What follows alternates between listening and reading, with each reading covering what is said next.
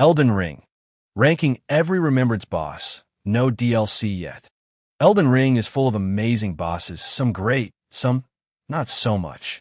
In this video, I'm ranking all the Remembrance bosses, that means the main ones, but DLC bosses are not included. Why? Because I'd rather not upload a video every 5 years. Don't worry though, the DLC will get its own video, so chill before leaving any angry comments. F tier, the bottom of the barrel. We're starting off in F tier, and yeah, it's not looking good for these two. Ancestor Spirit, the dear thing. What can I say? When I fought it the first time, I two-shot it. Not even joking, duh. I haven't fought it again, but I've watched a few videos, and yep, it still sucks. It's slow. It misses even if you stand still, and it has like 4 attacks. That's about it. Estelle, Natural Born of the Void, is this really a surprise? The fight looks cool, but it's just too easy. I think I beat it in 3 tries. You mostly just dodge, hit, repeat. Nothing really stands out. The placement in F feels right. D tier, missed potential. Now moving on to D tier, where things are a bit better, but still disappointing. Lich Dragon Fortisax Sai, don't hate him. Honestly, it's a cool idea, but it just doesn't work, duh. As a Remembrance boss, he falls flat. He's like a worse version of Placidusax. Cool design, but not enough challenge or impact. Renala, Queen of the Full Moon, she has potential, but she's just way too easy, dot. Phase 1, no idea how you could even die there. Phase 2, cool summons, but she has so little health, you probably won't even see them. I hate the summons, but again, most people won't get that far before finishing her off. Fire Giant, or should I say, Fireballs. His design is awesome, if you could actually see it during the fight, dot. It's clunky, frustrating, and just not fun. But I'll give him this. Great lore, terrible gameplay. C tier, decent but flawed. Now we're in C tier. These bosses are okay, just not memorable, pun intended. Elden Beast, the Radagon fight before him is great. But Elden Beast? Not so much, duh.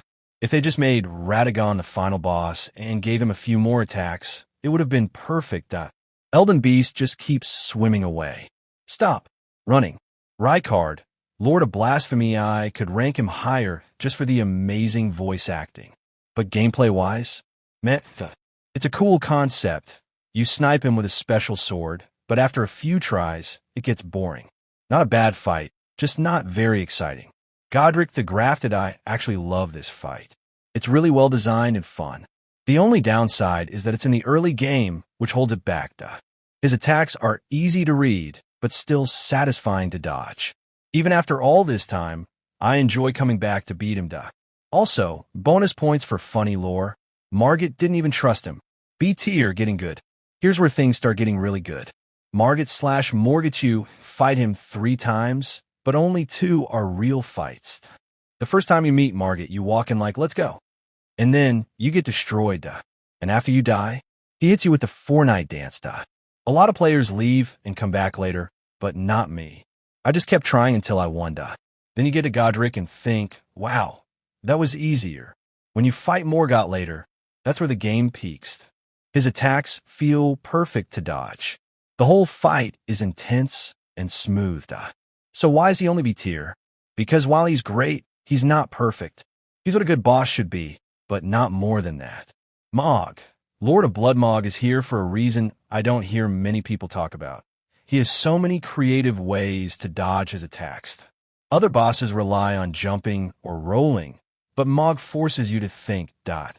When you dodge him perfectly, you feel like a genius, like your name is Albert, dot. That's why he's higher than Morgott for me. Godfrey/Hoera Lu, he's just awesome, dot. Great lore? Check cool design. Check fun to fight. Well, unless you're a magic build, he win, he kills his lion and takes off his shirt. You know it's serious, dot. It feels like a duel, like he's giving it his all, dot. He's an amazing boss, but we're not at the best yet. S tier, peak Elden Ring. Now for the best of the best. The S tier bosses. Malekith, the Black Blade. This is one of those fights where you just have to get good. I don't love the first phase, but the second phase more than makes up for it. He looks cool, his attacks are amazing, and the way he jumps between pillars? So cool. Dragonlord Placidusax, he's just epic. Lore? Check design. Check gameplay.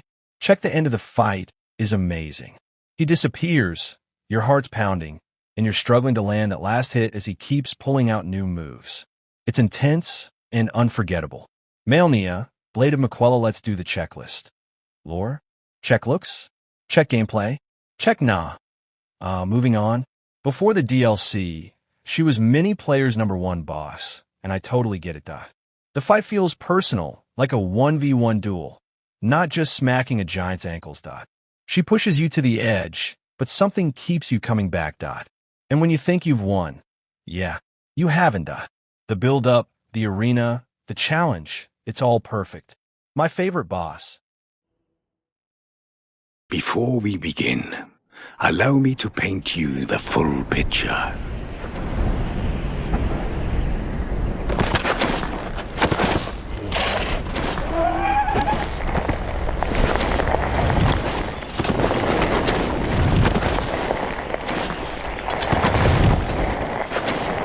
General Radahn is cursed ever to wander.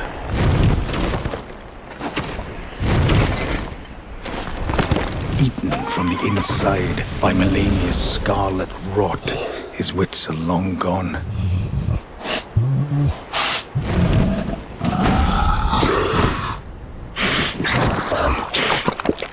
Now he gathers the corpses of former friends and foes alike, gorging on them like a dog.